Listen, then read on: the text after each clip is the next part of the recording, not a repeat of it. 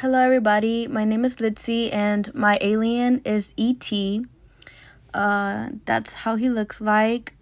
He was literally the only alien that I knew that I could think of in the back of my head. I know Star Wars has aliens, but I honestly have never watched a Star Wars movie, so I just went with E.T. because that was like the most basic thing I could think of. But yeah, let's get started. Well, his appearance, he's like the height of a 10-year-old boy. If you guys can't understand what I'm saying, you could just read it from my PowerPoint. Yeah, he's the height of a 10-year-old boy, maybe even shorter. His skin texture is like he looks dry, but like he's like kind of silky. Like he's kind of like you can see that he's like silky, like soft kind of. His head is like I don't know if you guys have watched that movie Wall-E. Like the head is like that, like that type of head. Like it's like that, and his eyes are like really really wide, like really stretched out. And his neck is very skinny. It could go from short to long. His body is like very very weird. Like he just has a chest and a stomach but no legs. So basically his feet are just attached to his stomach. He has 2 hands and 4 fingers, and in each hand. One of his fingers lights up, and he has 2 feet. They kind of look like dinosaur feet, and he also has 3 toes in each.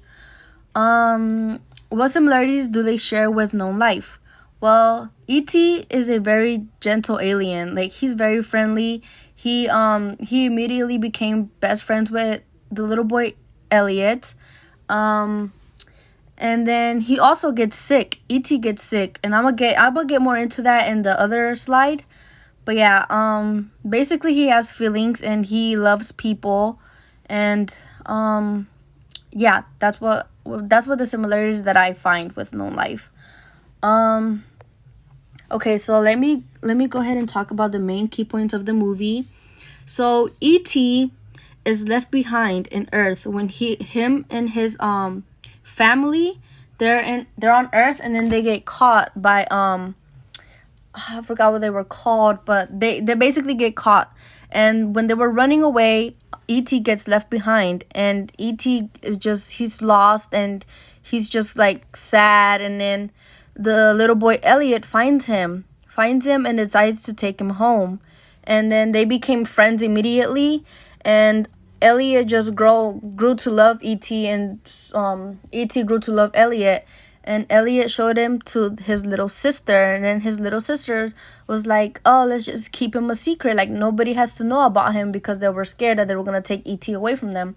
Um, until ET and Elliot both became sick. Um, ET became from my perspective, I feel like ET got sick because in his planet it's very cold. Like his planet is very very cold, and just like the change in temperature from coming to Earth from his home planet is just, I feel like it made him like homesick, or just I don't know, it just made him sick. And also he became linked with Elliot. Like they had a link, basically. Like if ET felt sad or anything, Elliot could feel it too. So once ET felt sick, Elliot also felt sick. But Elliot recovered because he was not really sick. He was just linked to ET until ET died. That's when Elliot started to recover. And but later on, ET came back to life, and he told Elliot that his family was coming for him and stuff. So yeah, that's basically like the main key points of the movie. If I missed anything, I'm sorry. And here's some pictures of him. Here's some pictures of him, how he looks like. And then the other picture is Elliot, his sister, and one of his friends with E.T.